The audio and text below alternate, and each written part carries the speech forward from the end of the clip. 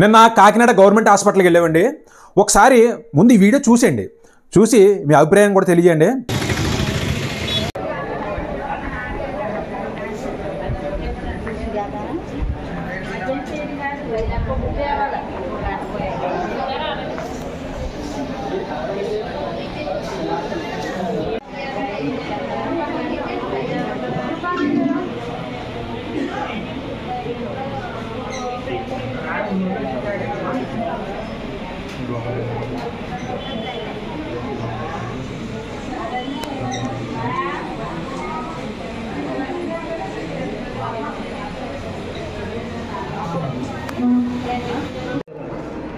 ఎవరో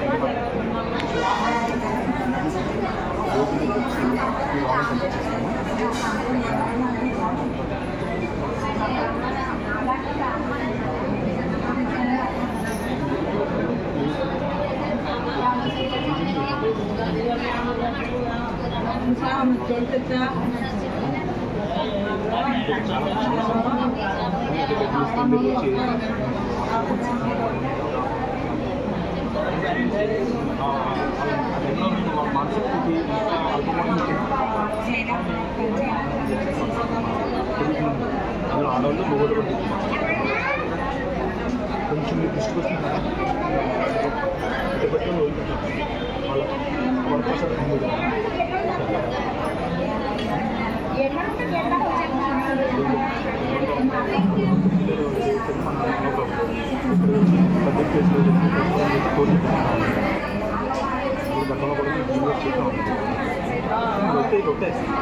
మీరు కూడా నేను చెప్పండి.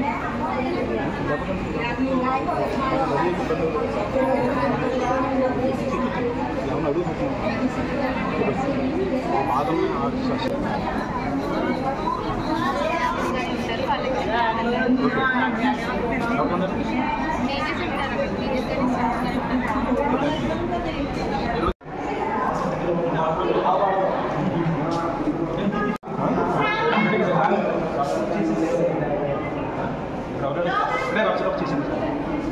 మీరు ఎక్కువ మంది గర్భిణీ hospital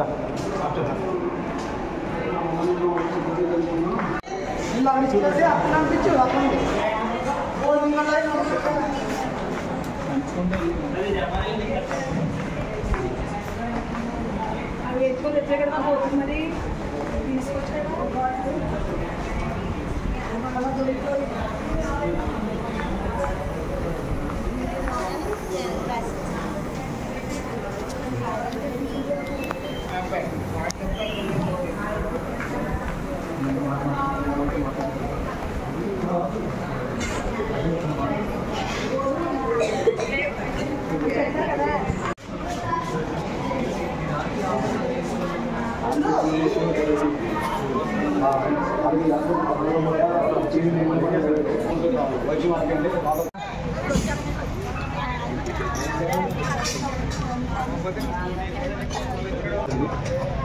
Hare Krishna moment శ్రీపాత్ర government హాస్పిటల్లో కొన్ని వందల మందికి వేల మందికి ఉచితంగా భోజనం పెడతారు.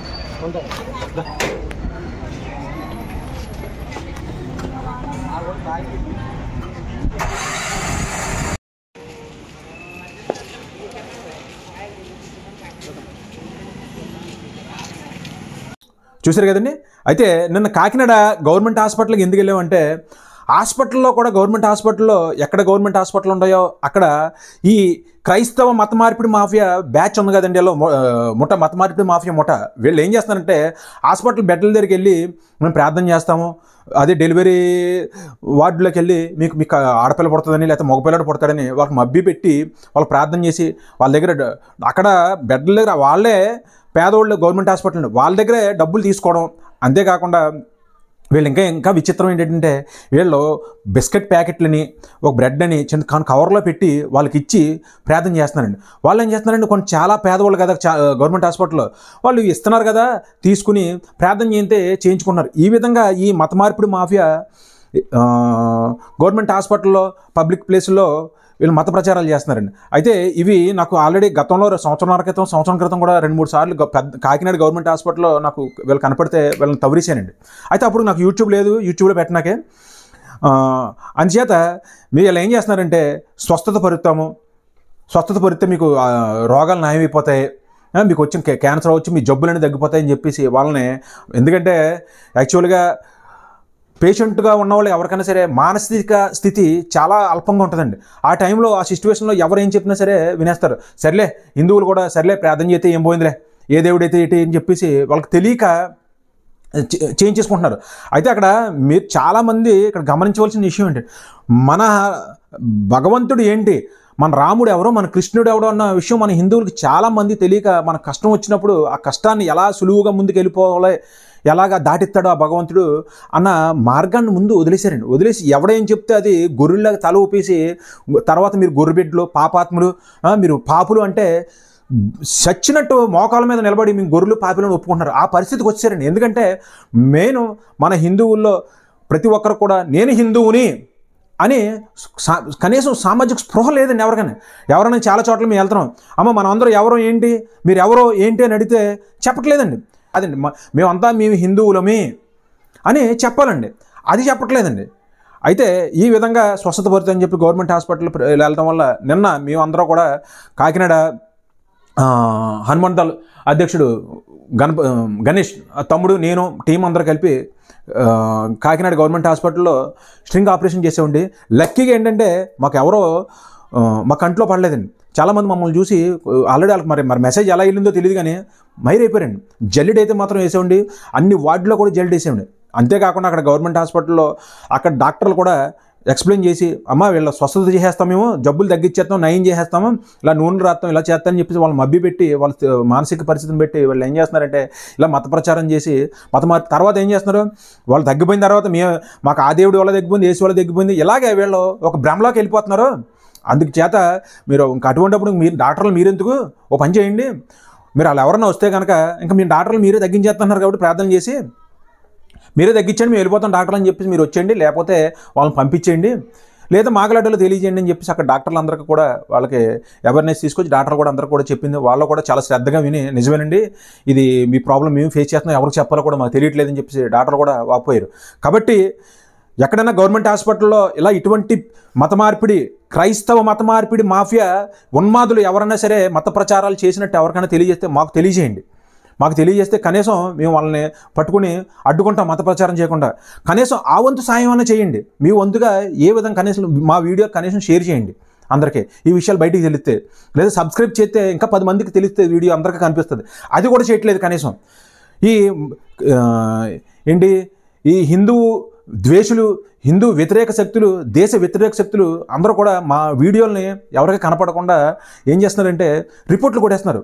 కనీసం మన వాళ్ళు వెంటనే వీడియో చూసినప్పుడు కొన్ని మన హిందూ ధర్మం గురించి పోరాడుతున్నారా, ఈ మత మార్పుని అడ్డుకుంటున్నారా, కనీసం మనం సబ్స్క్రైబ్ చేయాలి, ఈ వీడియోని వెంటనే లైక్ చేసి వెంటనే ఎక్కువ మంది కనపడితే ఎక్కువ మంది షేర్ చేయాలని కనీసం మన వాళ్ళకి చాలామంది మరి తెలియట్లేదు కొన్ని నిజంగా తెలిసి ఇలా వెంటనే చేస్తే మా వీడియోలు అందరికీ మరింత మంది కనపడితే ఇప్పటికీ ఈ మన క్రైస్తవ ఆంధ్రప్రదేశ్గా తయారైపోయిందండి. భవిష్యత్తులో మన ఆంధ్రప్రదేశ్ని ఇంకా క్రైస్తవ ఆంధ్రప్రదేశ్గా కూడా పిలిచేస్తారండి. ఆల్రెడీ చాలామంది మత మార్పిడి గురైపోయారు. ఇప్పటికి కూడా ఈ మత మార్పిడి మనం అడ్డుకట్ట అయ్యకపోతే భవిష్యత్తులో చాలా ప్రాబ్లమ్స్ ఫేస్ చేయవలసి ఉంటుంది. కాబట్టి మాగలటోళ్ళని కొంచెం సపోర్ట్ చేయి. మీరు ఏ విధంగా సపోర్ట్ చేసినా పర్లేదు, మీకు ఏ విధంగా సపోర్ట్ చేసినా సరే మీకు పాదావందనం తెలియజేస్తాం. కాబట్టి గవర్నమెంట్ హాస్పిటల్లో కానీ పబ్లిక్ ప్లేసుల్లో కానీ ఎవరైనా సరే ఈ క్రైస్తవ మత మార్పిడి మాఫియా ఉన్మాదులు పిచ్చి పిచ్చి ఆశాలు వేస్తే మాకు తెలియజేయండి. ప్రతి ఒక్కరికి కూడా చట్టపరంగానే తాట తీసేలాగా మేము డైరెక్ట్ సీన్లోకి ఎంటర్ అయిపోతాం. మేము మాటలు ఉండవు, మా దగ్గర పనే ఉంటుంది. కాబట్టి డైరెక్ట్ సీన్లోకి ఎంటర్ అయిపోతాం. ఇటువంటి ఉన్మాదుల్ని మేము అడ్డుకుంటాం. మా ప్రయత్నం అనేది మేము విష ప్రయత్నం చేస్తాం. కాబట్టి హిందువులు అందరూ అలర్ట్గా అప్రమత్తంగా ఉండాలి. దయచేసి ఎవరో కూడా ఈ క్రైస్తవ మత మార్పిడి మాఫియా ఉచ్చులోకి చిక్కుకోకండి. అలాగే మతపరంగా మన హిందువులు ఎవరైనా సరే ఎటువంటి సమస్యలు ఉన్నా సరే మాకు తెలియజేయండి. మీకు మేము అండగా ఉంటాం. ఈ హైందవీరు మీకు అండగా ఉంటాడు. అండగా నిలబడి మీకు న్యాయం జరిగేలాగా మా ప్రయత్నం మేము చేస్తాం. కాబట్టి మీకు ఎటువంటి ప్రాబ్లం వచ్చినా సరే మాకు తెలియజేయండి. ఓకే అండి. జై శ్రీరామ్. భారత్ మాతాకి జై.